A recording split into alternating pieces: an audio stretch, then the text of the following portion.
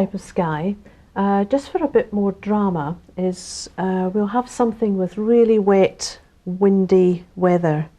And I've picked a very dark grey paper this time to give it a little bit more drama. So I don't always block in the whole sky with white. The lower part of the sky is going to be the lightest part of all, and it's just above the distant mountains. So I'm going to take that light in across, but I'm only going to take it up to where the dark cloud starts. That way I'll be utilising the dark tone of this paper to work as part of the cloud.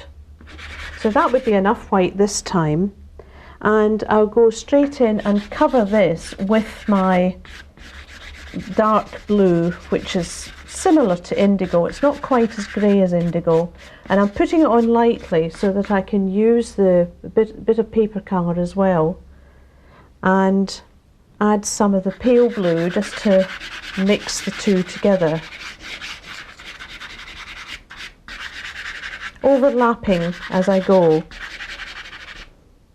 And this is where the cream comes in. There's no plain white here. Plain white would seem much too chalky. In fact, to make it look a bit thundery, I think we'll bring a bit of pink in this time, so that looks very dramatic. And keep building up on a few more greys. There's that soft purple coming in again. You see how that's beginning to turn the tonal value from very light into mid-tone into dark. And this area is going to be pushed back into a mid-tone, not quite as light as the sky, but just enough to give us a bit of distance. We need to blend in the bottom here because that blocks out the dark paper completely and makes it much, much lighter, shows up the edge of the mountain. I've blended right round now, and in fact, as it's very mobile, I can start to pull some of these darks and push some of the lights up. I don't want to rub it too much. If you over rub it, it gets a bit flat.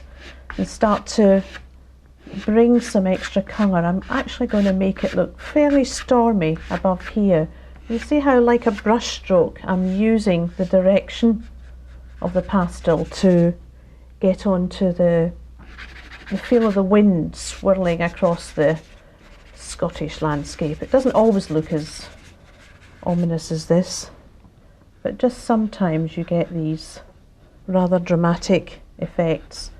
Little bit of profile into these hills, and in fact in places I'll bring this colour right down into part of the hill and lose the edge and get the feeling of it actually raining in a certain area.